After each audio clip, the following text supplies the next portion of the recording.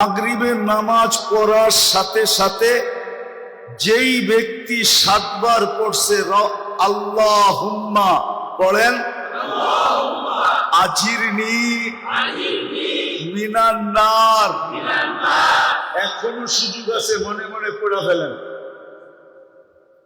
যেই ব্যক্তি 7 বার পড়ছে আজিরনি মিনান নার, সাথে সাথে দোজখ থেকে মুক্ত।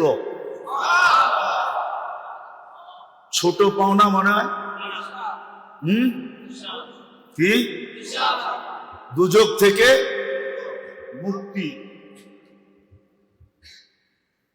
ফজরের 1 মিনিট 1 সেকেন্ড আগেও যদি মারা যায়, সুবে সাদেকের 1 সেকেন্ড আগেও যদি মারা যায়, তো শাহাদাতের মৌত মিলবে। দ্বিতীয়